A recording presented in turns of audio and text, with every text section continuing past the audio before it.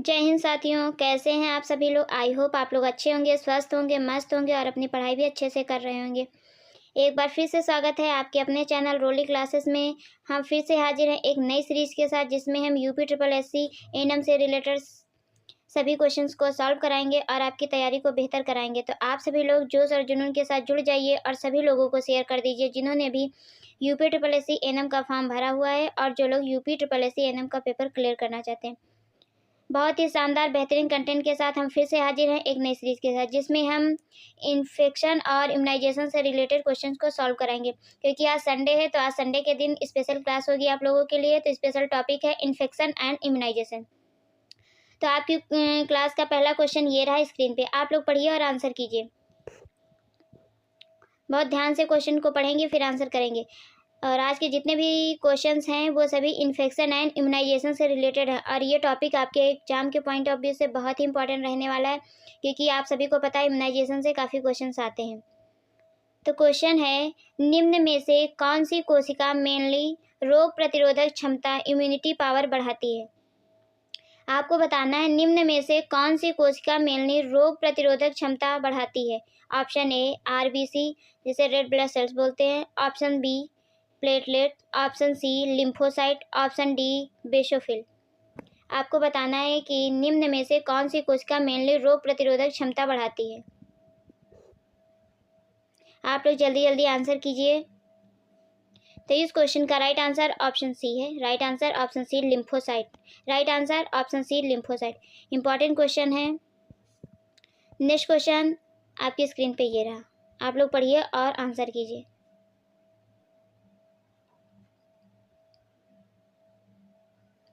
Question है, cell mediated रोग प्रतिरोधक क्षमता इम्यूनिटी पावर कौन सी कोशिका प्रदान करती है। Option A lymphocyte. Option B lymphocyte. Option C दोनों। Option D RBC.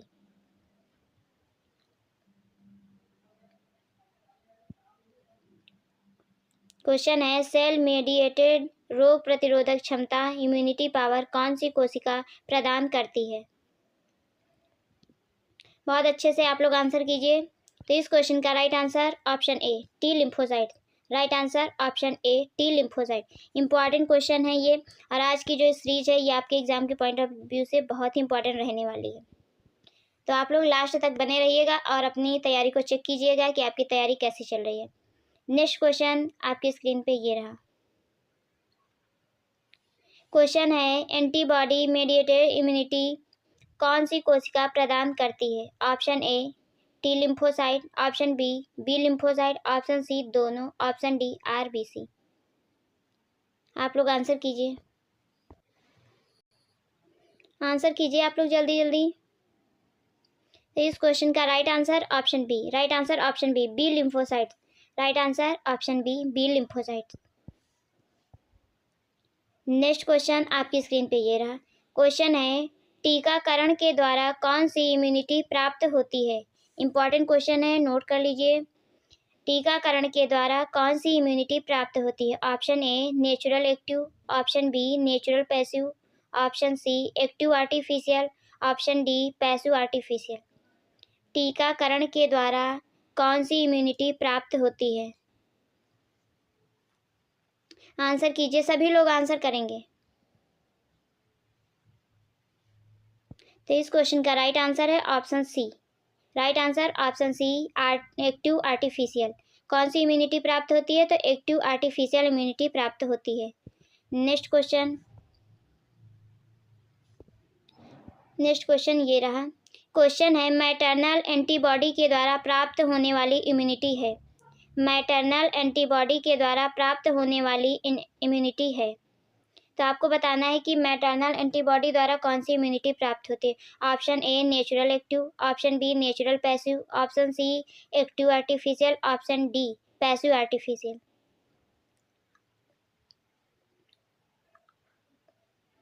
तो आप सभी लोग अपनी तैयारी को चेक करेंगे, और ये बहुत ही इंपॉर्टेंट सीरीज है आपके एग्ज़ाम के पॉइंट ऑफ व्यू से, क्योंकि आप सभी को पता है कि इम्यूनाइजेशन हमारे लिए कितना इम्पॉर्टेंट टॉपिक है। जब हम लोगों की जॉब पोस्टिंग होगी तो आप लोगों का जो मेन वर्क रहता है इम्यूनाइजेशन में ही ज़्यादा रहता है। इस वजह से इम्यूनाइजेशन का नॉलेज आप लोगों को बहुत अच्छे से होना चाहिए। तो इस क्वेश्चन का राइट आंसर है option B. Right answer option B, natural passive.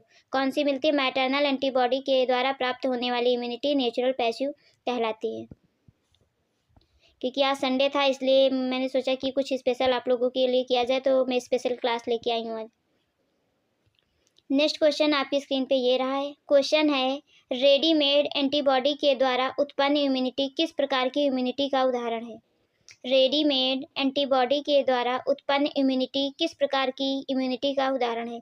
Option A natural active, option B natural passive, option C active artificial, option D passive artificial. जो आपको हार्ड लग रहे हैं या नहीं पता है उन क्वेश्चंस को आप नोट कर लेंगे, क्योंकि रिवीजन के टाइम आप लोगों को बहुत ही सुविधा होगी। क्वेश्चन कह रहा है कि रेडीमेड एंटीबॉडी के द्वारा उत्पन्न इम्यूनिटी किस प्रकार की इम्यूनिटी का उदाहरण है? तो इस क्वेश्चन का राइट आंसर ऑप्शन डी है, passive artificial. Passive artificial.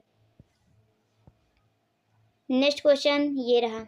Question है, एंटीबॉडी होते हैं, एंटीबॉडी क्या होते हैं? ऑप्शन ए बीमारी उत्पन्न करने वाले एजेंट, ऑप्शन बी पदार्थ जो एंटीबॉडी एंटीजन के विरुद्ध उत्पन्न होते हैं, ऑप्शन सी यह जीवाणु का प्रकार है, ऑप्शन डी पदार्थ जो कि रोगाणु उत्पन्न करते हैं। आपको बताना है कि एंटीबॉडी क्या होते हैं।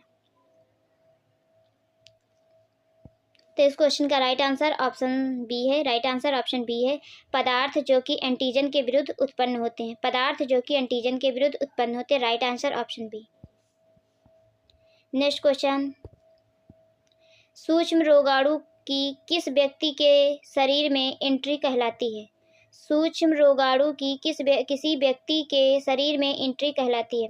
क्वेश्चन का कहने का मतलब है जो सूक्ष्म रोगाणु होते हैं उनको किसी भी व्यक्ति में एंट्री क्या कहलाती है? Option A infection, option B inflammation, option C infraction, option D contamination.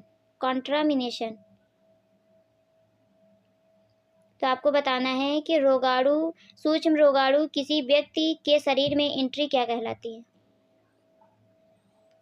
तो इस क्वेश्चन का right answer option A infection. क्या कहलाता है? इन्फेक्शन कहलाता है। राइट आंसर ऑप्शन ए, क्योंकि जब भी कोई रोगाणु सूक्ष्म शरीर में प्रवेश करता है तभी इन्फेक्शन होता है। तो राइट आंसर ऑप्शन ए। नेक्स्ट क्वेश्चन आपकी स्क्रीन पे ये रहा। एक एजेंट जो कि सूक्ष्म जीवों की वृद्धि को रोकता है क्या कहलाता है? एक एजेंट जो सूक्ष्म जीवों की वृद्धि को रोकता है क्या कहलाता है? Option A antiseptic, option B bacteriocide, option C fomite, option D asepsis. क्या कहलाता है? ध्यान से क्वेश्चन को पढ़ेंगे उसके बाद आंसर करेंगे। क्वेश्चन कह रहा है कि एक एजेंट जो कि सूक्ष्म जीवों की वृद्धि को रोकता है वह क्या कहलाता है? Antiseptic, bacteriocide, fomite, asepsis. तो इस क्वेश्चन का राइट आंसर ऑप्शन ए है। Right answer option A antiseptic. Right answer option A antiseptic. Next question आपकी स्क्रीन पे ये रहा। क्वेश्चन है, सभी सूक्ष्म जीवों पैथोजेनिक एंड नॉन पैथोजेनिक को किस विधि द्वारा नष्ट किया जा सकता है? आपको बताना है कि सभी सूक्ष्म जीवों पैथोजेनिक एंड नॉन पैथोजेनिक को किस विधि द्वारा नष्ट किया जा सकता है? Option A disinfection, option B sterilization, option C bacteriostasis, option D boiling. Question को बहुत ध्यान से पढ़ेंगे फिर आंसर करेंगे। क्वेश्चन पूछ रहा है सभी सूक्ष्म जीवों पैथोजेनिक एवं नॉन पैथोजेनिक को किस विधि द्वारा नष्ट किया जा सकता है? तो इस क्वेश्चन का राइट आंसर ऑप्शन बी है। Right answer option B sterilisation. कैसे नष्ट करते हैं? स्टरलाइजेशन विधि द्वारा या मेथड द्वारा नष्ट किया जा सकता है। तो राइट आंसर ऑप्शन बी। आप लोग इसे नोट कर लीजिए। नेक्स्ट क्वेश्चन आपकी स्क्रीन पे ये रहा। आप लोग पढ़िए और आंसर कीजिए। क्वेश्चन है, एक एजेंट जो कि पैथोजेनिक ऑर्गेनिज्म को मारता है वह कहलाता है? एक एजेंट जो पैथोजेनिक ऑर्गेनिज्म को मारता है वह कहलाता है? Option A asepsis, option B disinfect, option C fomite, option D bacteriostasis. वह एक एजेंट जो कि पैथोजेनिक ऑर्गेनिज्म को मारता है वह कहलाता है? क्या कहलाता है? तो इस क्वेश्चन का राइट आंसर ऑप्शन बी है disinfectant. Disinfectant, right answer option B. Next question आपकी स्क्रीन पे ये रहा। फ्रीडम फ्रॉम इन्फेक्शन का मतलब होता है। फ्रीडम फ्रॉम इन्फेक्शन का क्या मतलब होता है आपको बताना है। Option A asepsis, option B antisepsis, option C sepsis, option D bacteriostasis. Freedom from infection का क्या मतलब होता है, आप लोग जल्दी जल्दी आंसर कीजिए। तो इस क्वेश्चन का राइट आंसर ऑप्शन ए है। राइट आंसर ऑप्शन ए है, असेप्सिस। क्या होता है, असेप्सिस होता है। नेक्स्ट क्वेश्चन आपकी स्क्रीन पे ये रहा। क्वेश्चन है, बीमारी के दौरान ही मरीज से संबंधित संक्रमित आर्टिकल्स का तुरंत डिसइंफेक्शन करना क्या कहलाता है। बीमारी के दौरान ही मरीज से संबंधित सभी संक्रमित आर्टिकल्स का तुरंत डिसइंफेक्शन करना क्या कहलाता है। Option A terminal disinfection, option B concurrent disinfection, option C sterilisation, option D autoclaving. आपको बताना है बीमारी के दौरान ही मरीज से संबंधित सभी संक्रमित आर्टिकल्स का तुरंत डिसइंफेक्शन करना क्या कहलाता है। तो इस क्वेश्चन का राइट आंसर ऑप्शन बी है, concurrent disinfection. Concurrent disinfection, right answer option B. Next question आपकी स्क्रीन पे ये रहा। क्वेश्चन है, मरीज के डिस्चार्ज हो जाने अथवा उसकी मृत्यु होने के बाद उससे संबंधित सभी आर्टिकल का डिसइंफेक्शन करना क्या कहलाता है। क्वेश्चंस को बहुत ध्यान से पढ़ेंगे और ये क्वेश्चंस आपके लिए बहुत इंपॉर्टेंट रहने वाले हैं, क्योंकि हर तरह से घुमा फिरा के आपसे पूछा जा रहा है, लेकिन आपको बिल्कुल भी माइंडसेट अपना चेंज नहीं करना है। जो आपको पहले सही लगता है उसे ही आप चूज करेंगे। ऑप्शन है terminal disinfection, option B concurrent disinfection, option C sterilisation, option D autoclaving. Question है, मरीज के डिस्चार्ज हो जाने अथवा उसकी मृत्यु होने के बाद उससे संबंधित सभी आर्टिकल्स का डिसइंफेक्शन करना क्या कहलाता है। तो इस क्वेश्चन का राइट आंसर ऑप्शन ए है, टर्मिनल डिसइंफेक्शन। Terminal disinfection. आपको याद रखना है कि क्वेश्चन पूछ क्या रहा है, उसके अकॉर्डिंग आपको आंसर करना है। नेक्स्ट क्वेश्चन आपकी स्क्रीन पे ये रहा। गैस स्टरलाइजेशन का दूसरा नाम है।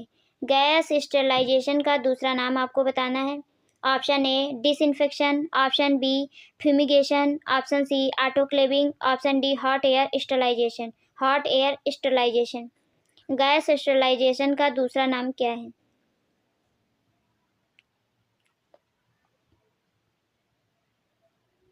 तो इस क्वेश्चन का राइट आंसर है, इस क्वेश्चन का राइट आंसर है ऑप्शन बी फ्यूमिगेशन। क्या बोलते हैं, fumigation. Right answer option B fumigation. Next question आपकी स्क्रीन पे ये रहा।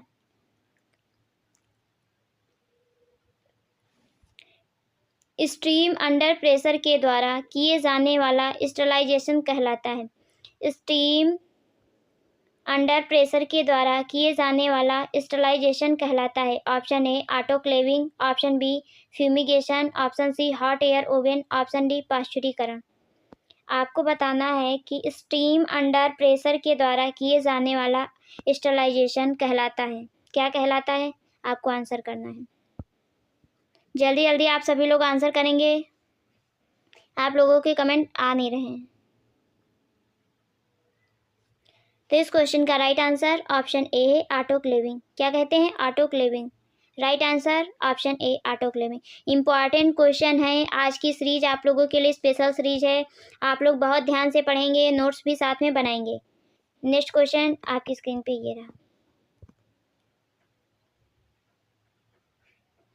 क्वेश्चन है, इफेक्टिव स्टरलाइजेशन के लिए एक ऑटोक्लेव में दाब कितना होना चाहिए। इफेक्टिव स्टरलाइजेशन के लिए एक ऑटोक्लेव में दाब कितना होना चाहिए। आप लोग जल्दी जल्दी आंसर कीजिए। ऑप्शन ए 1.05 kg पर square centimetre, option B 2.05 kg पर square centimetre, option C 0.05 kg पर square centimetre. Option D 0.5 kg पर स्क्वायर सेंटीमीटर। आपको बताना इफेक्टिव स्टेलाइजेशन के लिए एक आटोक्लेव में दाब कितना होना चाहिए। ये सभी क्वेश्चंस बहुत इंपॉर्टेंट है। मैं बार बार एक ही बात बोल रही हूँ कि आप लोग नोट कर लीजिए। ऐसे क्वेश्चंस आपको हर जगह नहीं मिलेंगे, और जो भी मिलेंगे वो फ्री में नहीं मिलेंगे। जैसे मैं आपको क्लास में फ्री देती हूँ ऐसे नहीं देंगे, क्योंकि मैंने भी बहुत देखी है क्लास। थोड़ा सा आप बताते हैं, उसके बाद कहते हैं मेरा पेड कोर्स लीजिए, ऐसा कोर्स लीजिए, वहाँ से परचेज कीजिए, ये सब होता है। फ्री में इतने अच्छे अच्छे क्वेश्चन नहीं आ रहते हैं, बस वही क्वेश्चन फ्री में मिलते हैं अदर चैनल पे जो नॉर्मली सभी को पता होते हैं। तो आप लोग अच्छे से पढ़ लीजिए, और मैं आपसे एक ही बात कहूँगी, आप अच्छे से अपनी पढ़ाई कीजिए, सिलेक्शन लीजिए बस। तो इस क्वेश्चन का राइट आंसर है option A. Right answer option A 1.05 kg पर square centimetre. Right answer option ए। नेक्स्ट क्वेश्चन आपकी स्क्रीन पे ये रहा। क्वेश्चन है इफेक्टिव स्टेलाइजेशन के लिए एक आटोक्लेव में तापमान कितना होना चाहिए। इफेक्टिव स्टेलाइजेशन के लिए एक आटोक्लेव में तापमान कितना होना चाहिए। Option A 121 degree Celsius, option B 144 degree Celsius, option C 72 degree Celsius, option D 98 degree Celsius. Effective sterilisation के लिए एक आटोक्लेव में तापमान कितना होना चाहिए, ये भी इंपॉर्टेंट क्वेश्चन है। तो इस क्वेश्चन का right answer option A. Right answer option A 121 degree Celsius होना चाहिए। नेक्स्ट क्वेश्चन आपकी स्क्रीन पे ये रहा। क्वेश्चन है इफेक्टिव स्टेलाइजेशन के लिए एक आटोक्लेव में 121 डिग्री सेल्सियस तापमान तथा 1.05 kg पर स्क्वायर सेंटीमीटर दाब कितने समय के लिए मेंटेन रहना चाहिए। यहाँ पर आपसे टाइम पूछा, सबसे पहले आपसे दाब पूछा था, फिर डिग्री पूछा, अब आपसे टाइम पूछ रहा है। तो ये सभी क्वेश्चंस बहुत अच्छे से आप लोग करेंगे। Option A 10 minute, option B 20 minute, option C 30 minute, option D 60 minute. तो आपको बताना है कितने समय के लिए मेंटेन करना चाहिए। तो इस क्वेश्चन का राइट आंसर ऑप्शन सी है। Right answer option C 30 minute. कितने? 30 minute. Right answer option C. Next question आपकी स्क्रीन पे है। वह मार्ग जिसके द्वारा रोगाणु शरीर में प्रवेश करते हैं वह कहलाता है। वह मार्ग जिसके द्वारा रोगाणु शरीर में प्रवेश करते हैं वह कहलाता है। Option A portal of entry, option B infection, option C portal of exit, option D immunity. तो आपको बताना है कि वह मार्ग जिसके द्वारा रोगाणु आपके शरीर में प्रवेश करते हैं क्या कहलाता है। इंपॉर्टेंट क्वेश्चन है, इसे नोट कर लीजिए। तो इस क्वेश्चन का राइट आंसर है option A. Right answer option A portal of entry. Portal of entry. Next question आपकी स्क्रीन पे ये रहा। वह मार्ग जिसके द्वारा रोगाणु शरीर से बाहर निकलते हैं वह कहलाता है। वह मार्ग जिसके द्वारा रोगाणु शरीर से बाहर निकलते हैं वह कहलाता है। Option A portal of entry, option B infection, option C portal of exit, option D immunity. तो आपको बताना है कि वह मार्ग जिसके द्वारा रोगाणु शरीर से बाहर निकलते हैं क्या कहलाता है, क्या टर्म यूज करते हैं उसके लिए। तो इस क्वेश्चन का राइट आंसर है option C portal of exit. Portal of exit. Right answer option C. Next question आपकी स्क्रीन पे ये रहा। निम्न में से कॉमनली प्रयोग किए जाने वाला एंटीसेप्टिक है।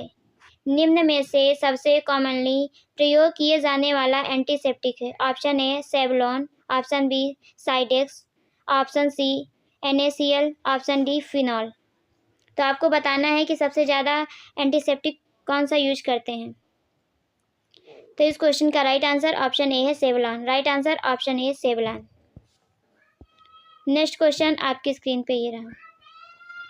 क्वेश्चन है आर्टिकल्स को डिसइंफेक्टेड करने के लिए उन्हें उबलते हुए पानी में कितने समय तक रखना चाहिए।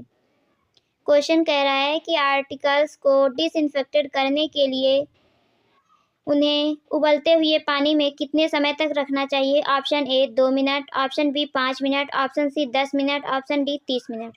तो आपको बताना है कि कितने मिनट तक समय तक रखना चाहिए। तो इस क्वेश्चन का राइट आंसर है option C. Right answer option C 10 minute तक। कितने? 10 मिनट तक। Right answer option C. Next question आपकी स्क्रीन पे ये रहा। क्वेश्चन है पुश फॉर्मिंग बैक्टीरिया के द्वारा शरीर का संक्रमण कहलाता है? पुष्प फॉर्मिंग बैक्टीरिया के द्वारा शरीर का संक्रमण कहलाता है? Option A disease, option B immunity, option C sepsis, option D inflammation. तो आपको बताना है कि पुष्प फॉर्मिंग बैक्टीरिया के द्वारा शरीर का संक्रमण कहलाता है। तो इस क्वेश्चन का राइट आंसर है option C. Right answer option C, sepsis. क्या कहलाता है? सेप्सिस कहलाता है। नोट कर लीजिए, इंपॉर्टेंट क्वेश्चन है। नेक्स्ट क्वेश्चन ये रहा। क्रॉस इन्फेक्शन को रोकने के लिए प्रयोग में ली जाने वाली तकनीकी है? क्रॉस इन्फेक्शन को रोकने के लिए प्रयोग में ली जाने वाली तकनीकी है? Option A nursing care, option B barrier nursing, option C actual nursing, option D preventive nursing.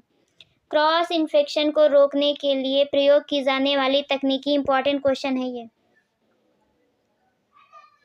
तो इस क्वेश्चन का राइट आंसर है option B. Right answer option B, barrier nursing. क्या है? Barrier nursing. Right answer option B. Next question ये रहा। Question है respiratory isolation में शामिल है? रिस्पायरेटरी आइसोलेशन में शामिल है? ऑप्शन ए मास्क का उपयोग, ऑप्शन बी कैप का उपयोग, ऑप्शन सी गाउन का उपयोग, ऑप्शन डी उपयुक्त सभी। रिस्पायरेटरी आइसोलेशन में शामिल है। तो इस क्वेश्चन का राइट आंसर ऑप्शन ए है। राइट आंसर ऑप्शन ए, मास्क का उपयोग। मास्क का उपयोग। इसी तरह आपको घुमा फिरा के कंफ्यूज करते हैं एग्जामिनर। नेक्स्ट क्वेश्चन आपकी स्क्रीन पे ये रहा। क्वेश्चन है जब संक्रमण ड्रॉपलेट मोड के द्वारा फैलते हैं तो इस स्थिति से बचाव के लिए कौन सी आइसोलेशन तकनीकी का उपयोग किया जाता है? इंपॉर्टेंट क्वेश्चन है, नोट कर लीजिए। क्वेश्चन कह रहा है कि जब संक्रमण ड्रॉपलेट मोड के द्वारा फैलते हैं तो इस स्थिति से बचाव के लिए कौन सी आइसोलेशन तकनीकी का उपयोग किया जाता है? Option A respiratory isolation, option B enteric isolation, option C skin isolation, option D blood isolation. आप लोग जल्दी जल्दी आंसर कीजिए। जब संक्रमण ड्रॉपलेट मोड के द्वारा फैलते हैं तो रिस्पायरेटरी आइसोलेशन तकनीकी का उपयोग किया जाता है। राइट आंसर ऑप्शन ए। नेक्स्ट क्वेश्चन आपकी स्क्रीन पे ये रहा। जब रोगाणु मल द्वारा ट्रांसमिट होते हैं तो इसे रोकने के लिए कौन सी आइसोलेशन तकनीकी का प्रयोग किया जाता है? जब रोगाणु मल द्वारा ट्रांसमिट होते हैं तो इसे रोकने के लिए कौन सी आइसोलेशन तकनीकी का उपयोग किया जाता है? Option A respiratory isolation, option B enteric isolation, option C skin isolation, option D blood isolation. आपको बताना है। तो इस क्वेश्चन का राइट आंसर ऑप्शन बी है, इंट्रिक आइसोलेशन। क्या है? Enteric isolation. Right answer option B. Important question है, इसे नोट कर लीजिए। नेक्स्ट क्वेश्चन आपकी स्क्रीन पे ये रहा। असेप्टिक तकनीकी का सबसे इम्पॉर्टेंट एस्पेक्ट है? असेप्टिक तकनीकी का सबसे इम्पॉर्टेंट एस्पेक्ट है ऑप्शन ए हाथ धोना, ऑप्शन बी गाउन का उपयोग, ऑप्शन सी मास्क का प्रयोग, ऑप्शन डी कैप का प्रयोग। असेप्टिक तकनीकी का सबसे इम्पॉर्टेंट एस्पेक्ट है। तो इस क्वेश्चन का राइट आंसर ऑप्शन ए है, हाथ धोना, हैंड वॉशिंग। मस्ट है hand washing. Right answer option ए। नेक्स्ट क्वेश्चन आपकी स्क्रीन पे ये रहा। निम्न में से हाथ धोते समय कौन सी बात दिमाग में रखने योग्य नहीं है? क्वेश्चन कह रहा है कि निम्न में से हाथ धोते समय कौन सी बात दिमाग में रखने योग्य नहीं है? सबसे पहले इसे आप अंडरलाइन कर लीजिए। ऑप्शन ए नाखून छोटे काटें, ऑप्शन बी हाथ धोते समय साबुन या डिटर्जेंट का प्रयोग करें, ऑप्शन सी हाथ धोते समय कभी भी हाथों में ज्वेलरी जैसे अंगूठी, कंगन आदि नहीं उतारें अन्यथा ये खो सकते हैं, ऑप्शन डी अंगुलियों के बीच के स्थान को अच्छी तरह से साफ करें। आपसे पूछा है कौन सी बात दिमाग में रखने योग्य नहीं है, ये बताना है। तो इस क्वेश्चन का राइट आंसर है option C. Right answer option C. बहुत ध्यान से क्वेश्चन को पढ़ेंगे फिर आंसर करेंगे। ऑप्शन सी कह रहा है कि हाथ धोते समय कभी भी हाथों से ज्वेलरी जैसे कि अंगूठी, कंगन आदि नहीं उतारें अन्यथा खो सकते हैं। हैंड वॉशिंग करते समय हम सबसे पहले क्या करते हैं, जो भी ज्वेलरी, रिंग, वॉच और कंगन जो भी पहने रहते हैं उसको निकाल देते हैं। तो यहाँ पे बोल रहा है कि नहीं करें, नहीं तो खो जाएंगे। तो ऐसा कुछ नहीं दिमाग में होता है। तो राइट आंसर ऑप्शन सी है। नेक्स्ट क्वेश्चन आपकी स्क्रीन पे ये रहा। निम्न में से कौन सा सर्जिकल असेप्सिस का सिद्धांत नहीं है? निम्न में से कौन सा सर्जिकल असेप्सिस का सिद्धांत नहीं है? ऑप्शन ए, स्टेराइल उपकरणों को अनस्टेराइल हाथों से स्पर्श नहीं करें। आपको नहीं फाइंड करना है। ऑप्शन बी, स्टेराइल उपकरणों को हमेशा कमर के स्तर से ऊपर रखें। ऑप्शन सी, स्टेराइल फील्ड को नम रखें। ऑप्शन डी, स्टेराइल फील्ड में खांसने व छींकने से बचना चाहिए। और क्वेश्चन पूछा है कि निम्न में से कौन सा सर्जिकल असेप्सिस का सिद्धांत नहीं है, आपको बताना है। तो इस क्वेश्चन का राइट आंसर है option C. Right answer option C, sterile field को नम रखें, ये इसका सिद्धांत नहीं है। नेक्स्ट क्वेश्चन आपकी स्क्रीन पे ये रहा। क्वेश्चन है, निम्न में से कौन सी गैस स्टेलाइजेशन के लिए काम में ली जाती है? निम्न में से कौन सी गैस स्टेलाइजेशन के लिए काम में ली जाती है? Option A, nitrogen. Option B, oxygen. Option C, formaldehyde. Option D, chlorine. निम्न में से कौन सी गैस स्टेलाइजेशन के लिए काम में ली जाती है? आप लोग बताइए, जल्दी जल्दी आंसर कीजिए।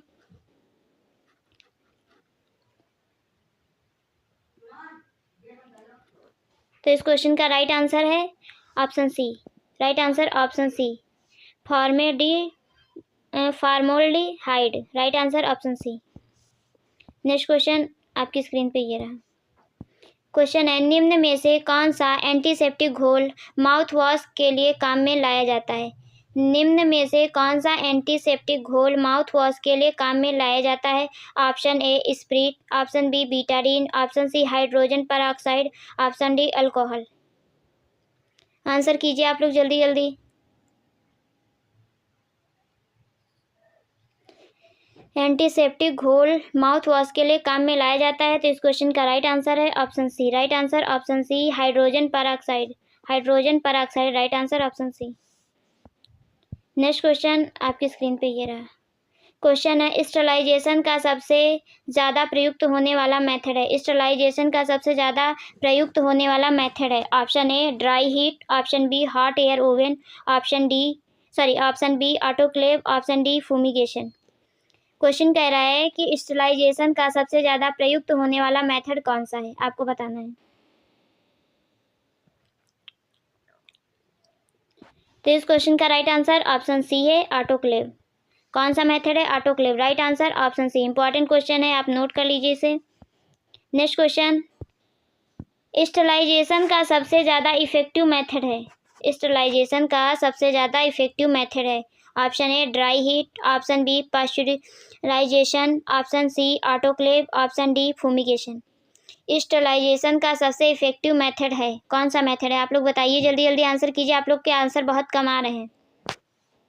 तो इस क्वेश्चन का राइट आंसर ऑप्शन सी है। Right answer option C, autoclave. Autoclave. Right answer option C. Next question, pathogen कहलाते हैं। पैथोजन कहलाते हैं, कौन पैथोजन कहलाता है? ऑप्शन ए, जीवाणु जो रोग पैदा करते हैं। ऑप्शन बी, जीवाणु जो जानवरों में पाए जाते हैं। ऑप्शन सी, जीवाणु जो लाभदायक होते हैं। ऑप्शन डी, जीवाणु जो प्लांट में पाए जाते हैं। पैथोजन कहलाते हैं, कौन पैथोजन कहलाता है, आपको बताना है। पैथोजन।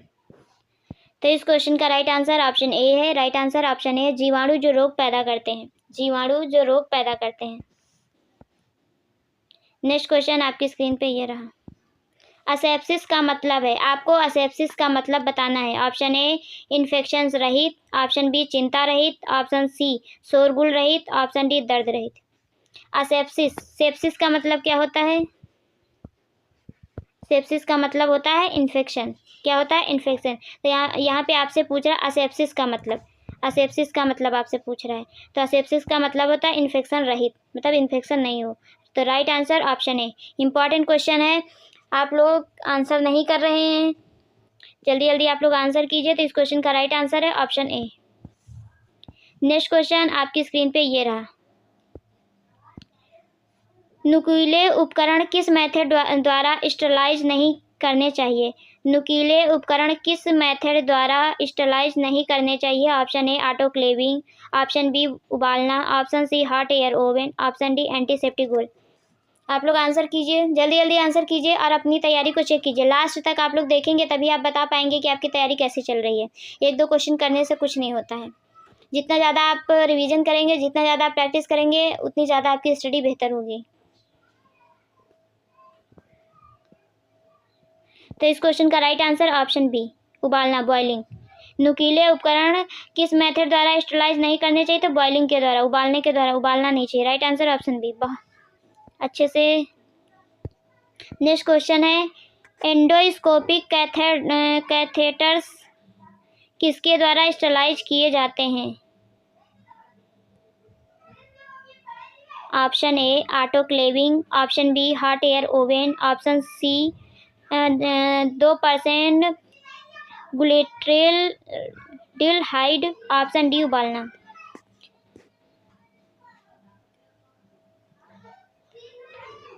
एंडोस्कोपिक कैथेटर्स किसके द्वारा स्टरलाइज किए जाते हैं? आपको बताना है। तो इस क्वेश्चन का राइट आंसर है ऑप्शन सी, 2% ग्लूटेल्डिहाइड, ग्लूटेल्डिहाइड। तो राइट आंसर ऑप्शन सी।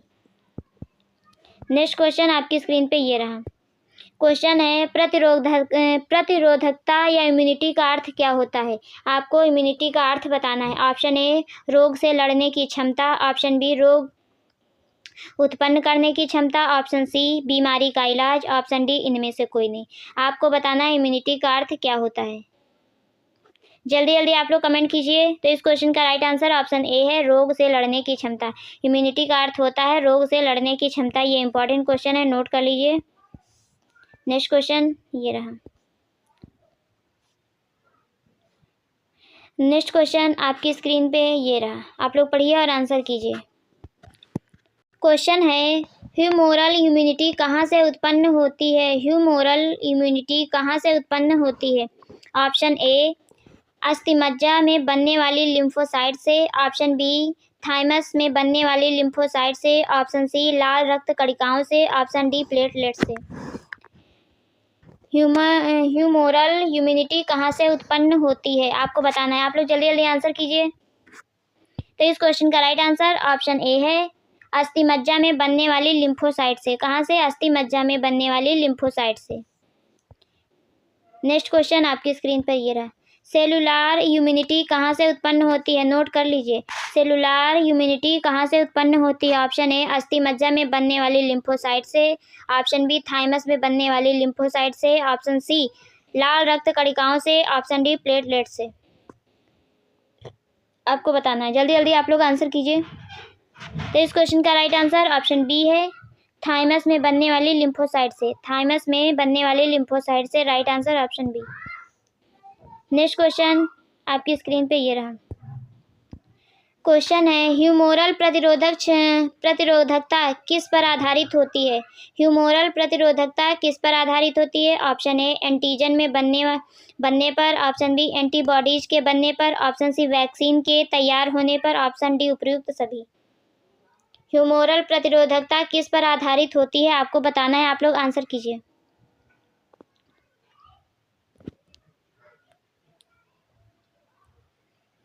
तो इस क्वेश्चन का राइट आंसर है option B. Right answer option B, antibodies के बनने पर। एंटीबॉडीज के बनने पर। Right answer option B. Next question आपके स्क्रीन पे ये रहा। क्वेश्चन है, अस्पतालों में वेस्ट मैनेजमेंट के दौरान संक्रमित रबर के आर्टिकल्स किस रंग के बैग में डाले जाते हैं? अस्पतालों में वेस्ट मैनेजमेंट के दौरान संक्रमित रबर के आर्टिकल्स किस रंग के बैग में डाले जाते हैं? ऑप्शन ए नीले रंग के बैग में, ऑप्शन बी पीले रंग के बैग में, ऑप्शन सी लाल रंग के बैग में, ऑप्शन डी काले रंग के बैग में। आपको बताना है अस्पतालों में वेस्ट मैनेजमेंट के दौरान संक्रमित रबर के आर्टिकल्स किस रंग के बैग में डाले जाते हैं। तो इस क्वेश्चन का राइट आंसर है option C. Right answer option C, लाल रंग के बैग में। कौन से? रेड बिन में। Right answer option C. Next question ये रहा। क्वेश्चन है, निम्नलिखित में से कौन सा नोज़ोकोमियल संक्रमण का स्रोत नहीं है? आपको बताना है, स्रोत नहीं है। कह रहा है कि निम्नलिखित में से कौन सा नेज़ोकोमियल संक्रमण का स्रोत नहीं है। ऑप्शन ए मरीज, ऑप्शन बी कारखानों से निकलने वाला कचरा, ऑप्शन सी हॉस्पिटल का स्टाफ, ऑप्शन डी हॉस्पिटल का वातावरण। बताना है कि नेज़ोकोमियल संक्रमण का स्रोत नहीं है। तो इस क्वेश्चन का राइट आंसर ऑप्शन बी है, कारखानों से निकलने वाला कचरा। कारखानों से निकलने वाला कचरा, राइट आंसर ऑप्शन बी। ये वहाँ पर कहाँ आ जाएगा। नेक्स्ट क्वेश्चन आपकी स्क्रीन पे ये रहा। क्वेश्चन है, कॉलेरा वैक्सीन किस मार्ग से लगाई जाती है। कॉलेरा वैक्सीन किस मार्ग से लगाई जाती है। Option A SC subcutaneous, option B IM intramuscular, option C ID intradermal, option D orally. तो कॉलेरा वैक्सीन किस मार्ग से लगाई जाती है आप लोगों को बताना है। आप लोग जल्दी जल्दी आंसर कीजिए। तो इस क्वेश्चन का राइट आंसर ऑप्शन ए है SC subcutaneous. Right answer option ए सबक्यूटेनियस। नेक्स्ट क्वेश्चन आपकी स्क्रीन पे ये रहा। क्वेश्चन है, टॉक्सिक शॉक सिंड्रोम किसके कारण होता है। टॉक्सिक शॉक सिंड्रोम किसके कारण होता है। Option A rotavirus, option B haemorrhagic colitis, option C paramyxovirus, option D staphylococcus virus. तो आपको बताना है कि टॉक्सिक शॉक सिंड्रोम किसके कारण होता है। जल्दी जल्दी आप लोग कमेंट कीजिए और आंसर क्वेश्चन को नोट कर लीजिए। इस क्वेश्चन का राइट आंसर है option D. Right answer option D staphylococcus virus. Staphylococcus virus, right answer option D. Next question आपकी स्क्रीन पे ये रहा। क्वेश्चन है, नेज़ोकोमियल संक्रमण होते हैं। नेज़ोकोमल संक्रमण होते हैं। ऑप्शन ए बैक्टीरियल संक्रमण, ऑप्शन बी वायरल संक्रमण, ऑप्शन सी हॉस्पिटल से प्राप्त संक्रमण, ऑप्शन डी प्रदूषित जल द्वारा फैलने वाले संक्रमण। नेज़ोकोमियल संक्रमण होते हैं, कौन से संक्रमण होते हैं आपको बताना है। तो इस क्वेश्चन का राइट आंसर है ऑप्शन सी हॉस्पिटल से प्राप्त संक्रमण। कौन सा होता है, हॉस्पिटल से प्राप्त संक्रमण। ये इंपॉर्टेंट है, नेज़ोकोमियल संक्रमण कई बार पूछा गया है। नेक्स्ट क्वेश्चन ये रहा। क्लिनिकल संक्रमण के बाद जो प्रतिरोधक क्षमता पैदा होती है वह कहलाती है। क्लिनिकल संक्रमण के बाद जो प्रतिरोधक क्षमता पैदा होती है वह कहलाती है। Option A active immunity, option B passive immunity, option C natural immunity, option D उपयुक्त सभी। तो आपको बताना है क्लिनिकल संक्रमण के बाद जो प्रतिरोधक क्षमता पैदा होती है वह क्या कहलाती है। आप लोग जल्दी जल्दी आंसर कीजिए। प्लीज़ आप लोग लाइक भी कीजिए, लाइक नहीं करते हैं आप लोग, लाइक कर दीजिए, सब्सक्राइब कर लीजिए चैनल को। तो इस क्वेश्चन का राइट आंसर है option A. Right answer option A active immunity. Active immunity, right answer option A. Next question आपकी स्क्रीन पे ये रहा। क्वेश्चन है, नेज़ोकोमियल संक्रमण को कैसे रोका जा सकता है। नेज़ोकोमियल संक्रमण को कैसे रोका जा सकता है। ऑप्शन ए संक्रामक मरीजों को अलग अलग रखकर, ऑप्शन बी अस्पताल के संक्रामक रोग रखने वाला स्टाफ को दूर रखकर, option C proper hand washing द्वारा, ऑप्शन डी उपयुक्त सभी। नेज़ोकोमियल संक्रमण को कैसे रोका जा सकता है आपको बताना है। इंपॉर्टेंट क्वेश्चन है, इसे नोट भी कर लीजिए। तो कह रहे हैं कि संक्रामक मरीजों को अलग अलग रखकर, अस्पताल के संक्रामक रोग रखने वाले स्टाफ को दूर रखकर, प्रॉपर हैंड वॉशिंग कर या उपयुक्त सभी। तो इस क्वेश्चन का राइट आंसर ऑप्शन डी है उपयुक्त सभी। ये सभी मेथड अपनाकर नेज़ोकोमियल संक्रमण को रोका जा सकता है। नेक्स्ट क्वेश्चन आपकी स्क्रीन पे ये रहा। वह कौन सा स्किन एंटीसेप्टिक है जिसमें आयोडीन होता है। वह कौन सा स्किन एंटीसेप्टिक है जिसमें आयोडीन होता है। Option A sodium hypochlorite, option B tincture, option C bleaching powder, option D betadine. तो आपको बताना है कि कौन सा आंसर राइट है। तो इस क्वेश्चन का राइट आंसर बी है। Right answer option B. Important question है, इसे नोट कर लीजिए आप। नेक्स्ट क्वेश्चन आपकी स्क्रीन पे ये रहा। क्वेश्चन है, पानी में फॉर्मेल्डिहाइड के 40% घोल को क्या कहते हैं। पानी में फॉर्मेल्डिहाइड के 40% घोल को क्या कहते हैं। Option A Dettol, option B formalin, option C alum, option D betadine. Option D betadine. आपको बताना है क्या कहते हैं। तो इस क्वेश्चन का राइट आंसर ऑप्शन बी है formalin. Right answer option B. Next question आपकी स्क्रीन पे ये रहा। यूनिवर्सल टीकाकरण कार्यक्रम कब लॉन्च किया गया। यूनिवर्सल टीकाकरण कब लॉन्च किया गया? Option A 1982, option B 1978, option C 1985, option D 1955। Universal टीकाकरण कब लॉन्च किया गया? आप लोग आंसर कीजिए।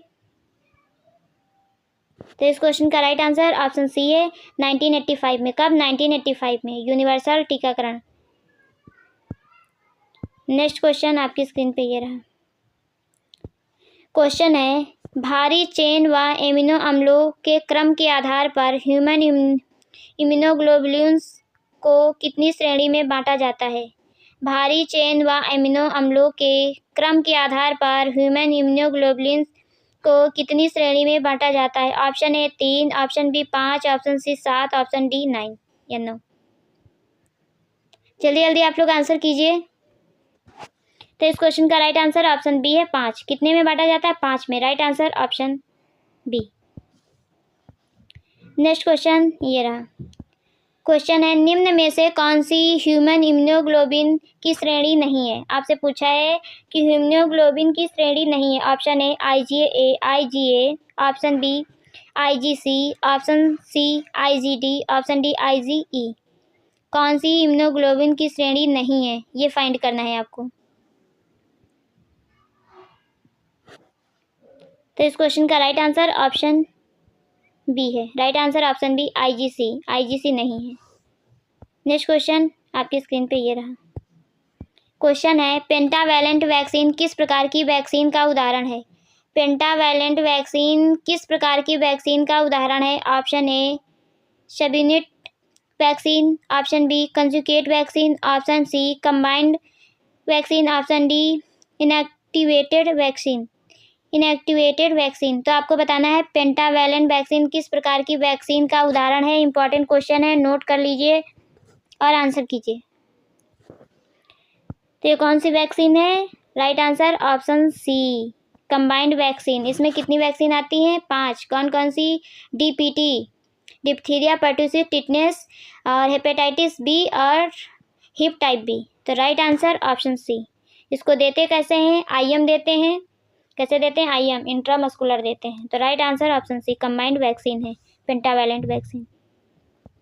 नेक्स्ट क्वेश्चन आपकी स्क्रीन पे ये रहा। किस प्रकार के टीकों की केवल एक खुराक ही जीवन पर्यंत सुरक्षा देने में सक्षम होती है? किस प्रकार के टीकों की केवल एक खुराक ही जीवन पर्यंत सुरक्षा देने में सक्षम होती है? Option A toxoid vaccine, option B combined vaccine, option C inactivated vaccine, option C live attenuated vaccine, option D live attenuated vaccine. तो आपको बताना है किस प्रकार के टीकों की केवल एक ही खुराक जीवन पर्यंत सुरक्षा देने में सक्षम होती है। तो इस क्वेश्चन का राइट आंसर है option D. Right answer option D live attenuated vaccine. Right answer option D. Next question आपकी स्क्रीन पे ये रहा। क्वेश्चन है, एंटीबॉडीज का निर्माण किन कोशिकाओं द्वारा किया जाता है? एंटीबॉडीज का निर्माण किन कोशिकाओं द्वारा किया जाता है? Option A monocytes, option B phagocytes, option C granulocyte, option D lymphocytes. आपको बताना है एंटीबॉडीज का निर्माण किन कोशिकाओं द्वारा किया जाता है। इंपॉर्टेंट क्वेश्चन है, नोट कर लीजिए आप लोग। तो इस क्वेश्चन का राइट आंसर ऑप्शन डी है लिम्फोसाइट्स। क्या है? Right answer option D lymphocytes. Next question आपकी स्क्रीन पे ये रहा, आप लोग पढ़िए और आंसर कीजिए। मानव शरीर में रोगों से बचाव हेतु सुरक्षा प्रणाली होती है। मानव शरीर में रोगों से बचाव हेतु सुरक्षा प्रणाली होती है। ऑप्शन ए द्विस्तरीय, ऑप्शन बी त्रिस्तरीय, ऑप्शन सी 4 स्तरीय, ऑप्शन डी 5 स्तरीय। पूछ रहा है कि मानव शरीर में रोगों से बचाव हेतु सुरक्षा प्रणाली होती है, कौन सी स्तर की होती है? तो इस क्वेश्चन का राइट आंसर है ऑप्शन बी त्रिस्तरीय। कौन सी होती है? त्रिस्तरीय। Right answer option B. Next question आपकी स्क्रीन पे ये रहा। क्वेश्चन है, कोशिकीय सुरक्षा मानव शरीर की सुरक्षा प्रणाली का कौन सा स्तर है? कोशिकीय सुरक्षा मानव शरीर की सुरक्षा प्रणाली का कौन सा स्तर है? ऑप्शन ए प्रथम, ऑप्शन बी द्वितीय, ऑप्शन सी तृतीय, ऑप्शन डी चतुर्थ। कोशिकीय सुरक्षा मानव शरीर की सुरक्षा प्रणाली का कौन सा स्तर है? तो इस क्वेश्चन का राइट आंसर है B. Right answer option B, second स्तर, सेकेंड लेवल। नेक्स्ट क्वेश्चन आपकी स्क्रीन पे ये रहा। क्वेश्चन है गैर अनुसूचित टीके का उदाहरण है। गैर अनुसूचित टीके का उदाहरण है। Option A BCG vaccine, option B measles vaccine, option C MMR vaccine, option D DPT vaccine. आपको बताना है गैर अनुसूचित टीके का उदाहरण कौन सा है। तो इस क्वेश्चन का राइट आंसर ऑप्शन सी है। Right answer option C, MMR. जो आप लोगों का इम्यूनाइजेशन का शेड्यूल होता है तो उसमें आपने सिर्फ मीजल्स पढ़ा होगा, एमआर पढ़ा होगा, एमएमआर नहीं पढ़ा होगा। तो राइट आंसर ऑप्शन सी है। नेक्स्ट क्वेश्चन आपकी स्क्रीन पे ये रहा। संस्थागत प्रसव के मामले में नवजात शिशु को बीसीजी के टीके की कितनी मात्रा दी जाती है? संस्थागत प्रसव के मामले में नवजात शिशु को बीसीजी के टीके की कितनी मात्रा दी जाती है? Option A 0.01 ml, option B 0.05 ml, option C 0.1 ml, option D 0.5 ml। तो आपको बताना है संस्थागत प्रसव के मामले में नवजात शिशु को बीसीजी के टीके की कितनी मात्रा दी जाती है? तो इस क्वेश्चन का राइट आंसर है option B. Right answer option B 0.05 ml। कितनी दी जाती है? 0.05 ml। और किस रूट से दी जाती है? तो आईडी दी जाती है, इंट्राडर्मल। कैसे देते हैं? इंट्राडर्मल देते हैं। Right answer option B. Next question आपकी स्क्रीन पे ये रहा। क्वेश्चन है पीएससी स्तर पर पोलियो वैक्सीन का भंडारण किया जाता है। पीएससी स्तर पर पोलियो वैक्सीन का भंडारण किस तरह किया जाता है? ऑप्शन पीएससी मतलब primary health centre. Option A ILR, option B cold box में, ऑप्शन सी डीप फ्रीजर में, ऑप्शन डी वैक्सीन कैरियर में। क्वेश्चन कह रहा है कि पीएससी स्तर प्राइमरी हेल्थ सेंटर लेवल पर पोलियो वैक्सीन का भंडारण किस तरह किया जाता है? तो इस क्वेश्चन का राइट आंसर है option A. Right answer option A ILR में। किसमें? आईएलआर में। राइट आंसर ऑप्शन ए। नेक्स्ट क्वेश्चन आपकी स्क्रीन पे ये रहा। पीएससी स्तर पर डीप फ्रीजर का उपयोग किस लिए किया जाता है? पीएससी स्तर पर डीप फ्रीजर का उपयोग किस लिए किया जाता है? ऑप्शन ए सभी टीकों के भंडारण हेतु, ऑप्शन बी पोलियो वैक्सीन के भंडारण हेतु, ऑप्शन सी आइस पैक तैयार करने हेतु, ऑप्शन डी बी व सी में उल्लेखित दोनों कार्यों हेतु।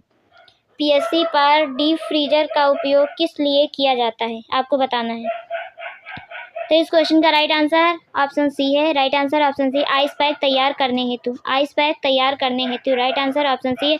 और ये इंपॉर्टेंट क्वेश्चन है, नोट कर लीजिए। नेक्स्ट क्वेश्चन आपकी स्क्रीन पे ये रहा। सबसे अधिक ताप संवेदी टीका है। सबसे अधिक ताप संवेदी टीका है, आपको बताना है। Option A polio OPV oral polio vaccine, option B BCG पुनः संरचना से पहले, ऑप्शन सी बीसीजी पुनः संरचना के बाद, ऑप्शन डी मीजल्स पुनः संरचना के पहले व बाद। सबसे अधिक ताप संवेदी टीका कौन सा है, आपको बताना है। तो इस क्वेश्चन का राइट आंसर है option C. Right answer option C BCG. Right answer option C BCG. Next question आपकी स्क्रीन पे ये रहा। क्वेश्चन है प्रशीतन के प्रति सबसे अधिक संवेदनशील टीका है। प्रशीतन के प्रति सबसे अधिक संवेदनशील टीका है। Option A TT, option B BCG, option C OPV, option D hepatitis B. प्रशीतन के प्रति सबसे अधिक संवेदनशील टीका कौन सा है? जल्दी जल्दी आप लोग आंसर कीजिए। तो इस क्वेश्चन का राइट आंसर ऑप्शन डी है, hepatitis B. Right answer option D hepatitis. Note कर लीजिए, क्वेश्चन ऐसे ही घुमा फिरा के आपसे पूछेगा। नेक्स्ट क्वेश्चन आपकी स्क्रीन पे ये रहा। क्वेश्चन है आईएलआर में सबसे नीचे एट बॉटम कौन सा टीका रखना चाहिए? आईएलआर में सबसे नीचे एट बॉटम कौन सा टीका रखना चाहिए? ऑप्शन ए टीटी, जिसको टिटनेस टॉक्साइड बोलते हैं, option B DPT diphtheria pertussis tetanus, option C OPV oral polio vaccine, option D BCG bacillus Calmette Guerin. तो आपको बताना है आईएलआर में सबसे नीचे कौन सा टीका रखा जाता है या रखना चाहिए। तो इस क्वेश्चन का right answer option C. Right answer option C OPV oral polio vaccine. Right answer option C. Note कर लीजिए कि सबसे नीचे कौन सा टीका रखा जाता है, तो ओपीवी रखा जाता है। नेक्स्ट क्वेश्चन आपकी स्क्रीन पे ये रहा, आप लोग पढ़िए और आंसर कीजिए। क्वेश्चन कह रहा है बीसीजी एवं मीजल्स वैक्सीन को पुनः संरचना पश्चात कितने समय बाद काम में नहीं लेना चाहिए। बीसीजी एवं मीजल्स वैक्सीन को पुनः संरचना पश्चात कितने समय बाद काम में नहीं लेना चाहिए। ऑप्शन ए 2 घंटे, ऑप्शन बी 4 घंटे, ऑप्शन सी 6 घंटे, ऑप्शन डी 8 घंटे। बताइए आप लोग कि बीसीजी एवं मीजल्स वैक्सीन को पुनः संरचना पश्चात कितने समय बाद काम में नहीं लेना चाहिए। तो इस क्वेश्चन का राइट आंसर है option B. Right answer option B, 4 घंटे बाद। कितने घंटे बाद? 4 घंटे बाद। Right answer option B. तो आप सभी लोग बताएंगे कि आप लोगों का 68 क्वेश्चन में कितना स्कोर रहा। 68 क्वेश्चंस में आपका कितना स्कोर रहा। मैं वेट करूंगी, आप लोग कमेंट करके ज़रूर बताएंगे। और मेरी क्लास कैसी लगी आप लोग ज़रूर कमेंट करके बताएंगे। अगर अच्छी लगी हो तो लाइक कीजिए, शेयर कीजिए, चैनल को सब्सक्राइब कीजिए। मिलते हैं नेक्स्ट वीडियो में, तब तक के लिए bye bye, take care, thank you so much. और आज संडे का दिन था इसलिए मैंने स्पेशल क्लास आप लोगों के लिए लेके आई हूँ। तो प्लीज़ आप लोग शेयर कीजिए और क्लास को सपोर्ट कीजिए और लाइक कीजिए। तब तक के लिए बाय बाय।